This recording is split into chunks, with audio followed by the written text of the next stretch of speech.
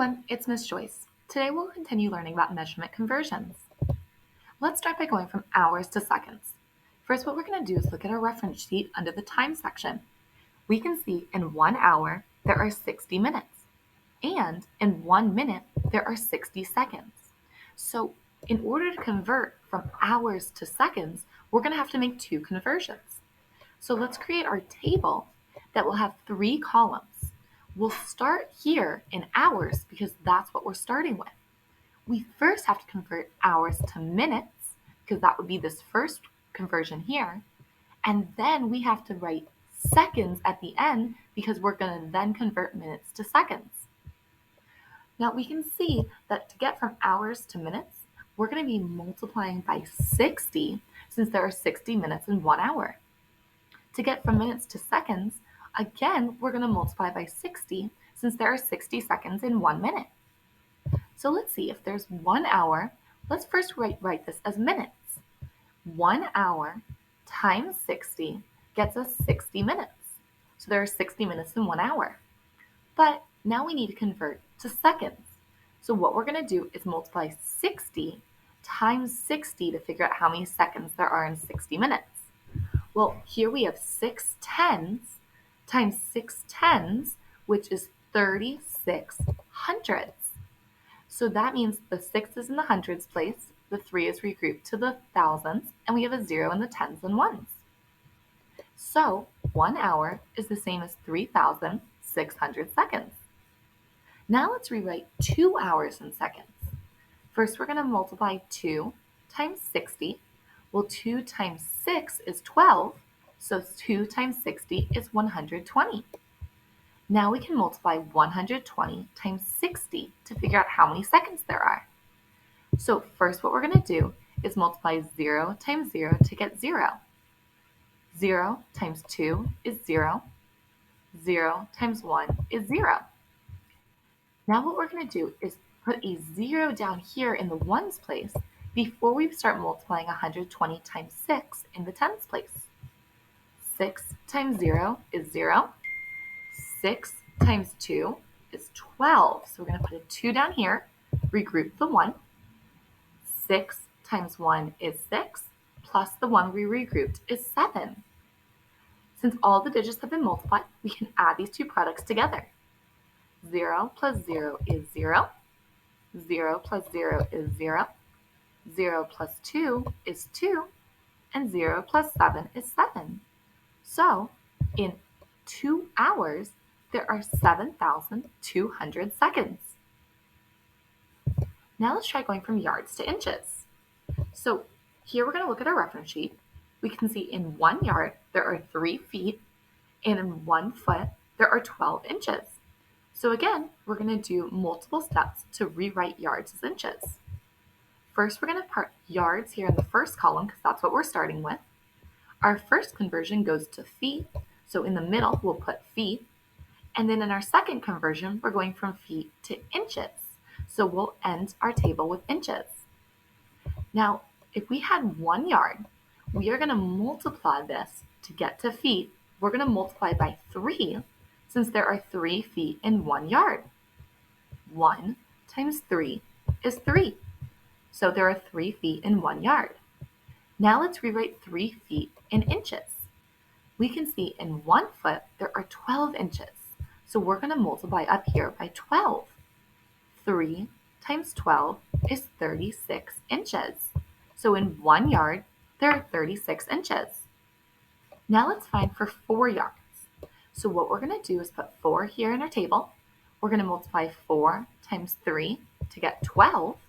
So that means in 4 yards, there are 12 feet. Now let's rewrite 12 feet in inches. We do this by multiplying 12 times 12. So if we do that over here, we are going to do 2 times 2 to get 4. 2 times 1 to get 2. Now we're going to be multiplying by the 1 in the tens place, so we're going to put a 0 down here in the ones place. 1 times 2 is 2, and 1 times 1 is 1. Let's add these products together. 4 plus 0 is 4. 2 plus 2 is 4. And nothing plus 1 is 1. So that means in 12 feet, there are 144 inches. So in 4 yards, there are 144 inches. Now let's rewrite days as minutes. First, we're going to look at our reference sheet. We can see that in one day, there's 24 hours, and in each hour, there are 60 minutes. So we're going to have to do two-step conversions for this as well. We're going to create a table.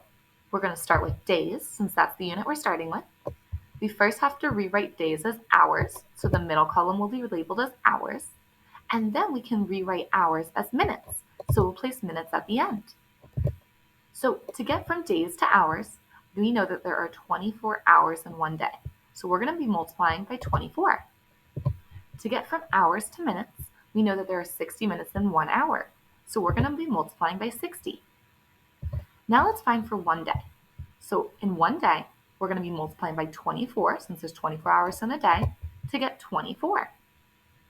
Now we can multiply 24 times 60 to find out how many minutes that's equal to. So let's go ahead and multiply 24 times 60.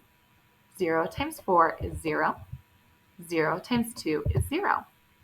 Now before multiplying by the 6 in the tens place, we're going to put a 0 down here in the ones place.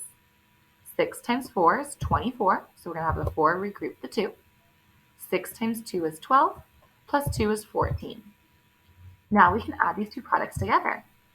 0 plus 0 is 0. 0 plus 4 is 4. Nothing plus 4 is 4. And nothing plus 1 is 1. So in one day, there is 1,440 minutes. Let's now find for 3 days.